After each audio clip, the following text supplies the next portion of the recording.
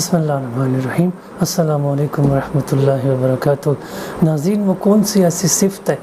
کہ وہ اگر ہمارے خاندانوں میں آ جائے، ہمارے ملکوں میں آ جائے، اس دنیا میں آ جائے تو ہمارے جھگڑے فساد ختم ہو جائے اور معاشرے کے اندر امن آ جائے، معاشرے کے اندر فساد ختم ہو جائے۔ وہ صفت جو ہمارا فرض بھی ہے، وہ اخلاقی صفت بھی ہے، وہ صفت عدل کا قیام ہے،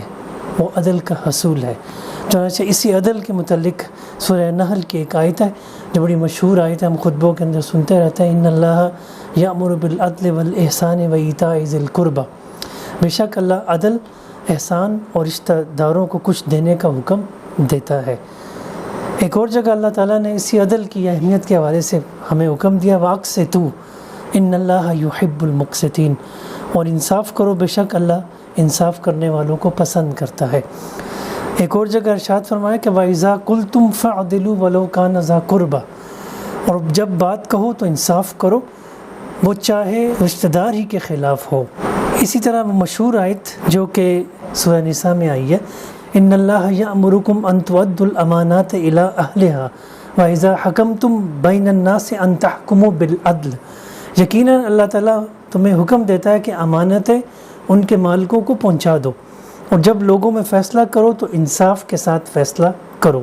یہ تو عدل کے حوالے سے قرآن مجید کے تعلیمات آ گئی ہیں۔ اب نبی صلی اللہ علیہ وسلم کے ایک دو اقوال بھی آپ کے سامنے عرض کر دیتا ہوں۔ آپ صلی اللہ علیہ وسلم کی ایک بڑی مشہور حدیث ہے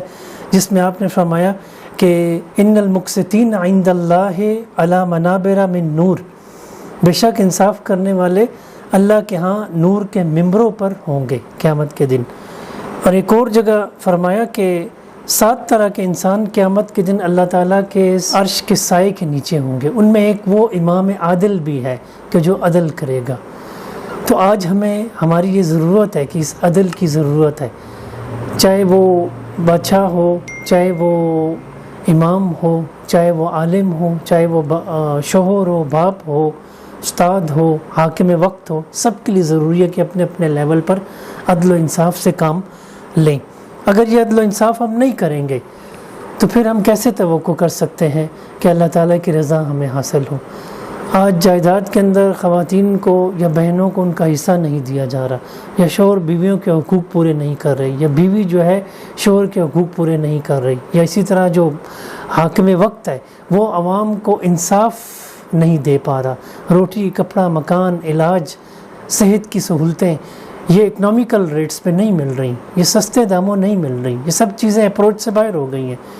تو پھر کیسے ہم تبدیلی کی بات کرتے ہیں، کیسے انصاف کی بات کرتے ہیں؟ تو انصاف کا کہنا، اس کے نعرے لگانا تو بہت آسان ہے، لیکن عدل اور انصاف واقعتاً قائم کرنا اپنی ذات کے اندر، اپنے گھر کے اندر، اپنے معاشرے کے اندر اور اپنے اختیار کے ہوتے ہوئے عدل سے کام لینا، یہ ہے اصل میں ہماری کامیابی۔ تو دنیا کے اندر یہ فساد کیوں پھیلا ہوا ہے؟ یہ اسی وجہ سے کہ ظلم و ستم ہر سطح پر ہے۔ عدل کے اپوزٹ وہ ظلم ہے، تو ظلم سے اللہ تعالیٰ نے منع کیا ہے۔ ظلم جو ہے وہ قیامت کے دن ظالم اندھیروں کے اندر ہوگا، ظلم اندھیروں کے اندر ہوگا۔ چنانچہ شاہ ولی اللہ رحمۃ اللہ علیہ اس حوالے سے بڑی اہم بات کرتے ہیں، وہ کہتے ہیں کہ جو شخص عادلانہ نظام کے لیے کوشش کرتا ہے وہ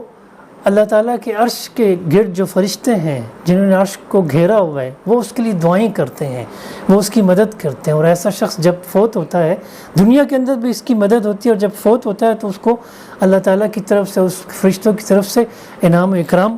دیا جاتا ہے۔ چنانچہ یہ اس کا ذکر قرآن مجید کی اس آیت میں ہے کہ اس کا میں ترجمہ عرض کر رہا ہوں کہ عرش کے اٹھانے والے اور اس کے آس پاس کے فرشتے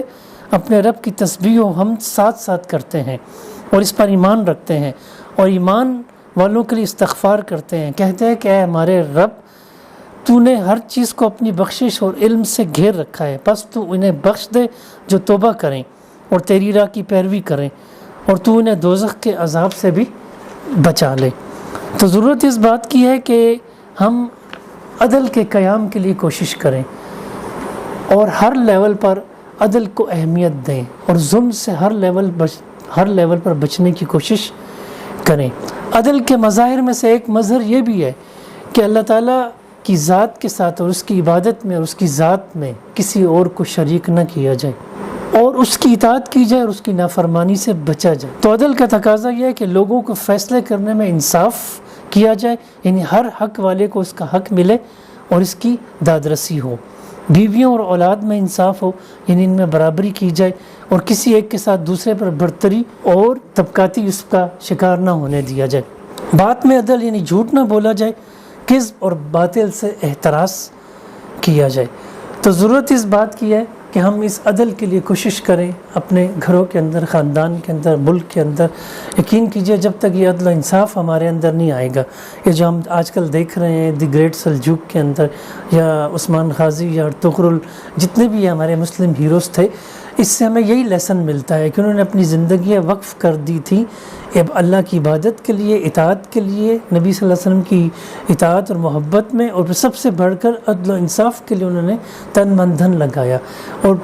دنیا کے اندر عثمان غازی نے آدھی دنیا کے اندر جو ہے سلطنت عثمانیہ قائم کی تھی اور اس کے تحت دنیا کو عدل دیا تھا۔ آج مسلم حکمران ہیں لیکن عدل و انصاف مفقود ہے، عدل و انصاف نہیں ہے۔ اسی لیے آج ہم پہ یہ فرض ہے، ہم پہ واجب ہے کہ ہم عدل کے قیام کے لیے کوشش کریں۔ اللہ تعالی ہمیں اس کی توفیق دے۔ علامہ اقبال کا یہ شعر ہمارے پیش نظر رہے، سبق پھر پڑھ صداقت کا، عدالت کا، شجاعت کا، لیا جائے گا تجھ سے کام دنیا کی امامت کا۔ اللہ تعالی ہمیں عدل کو اپنانے اور اس کے تقاضوں کو پورا کرنے کی توفیق دے، آمین یا رب العالمین۔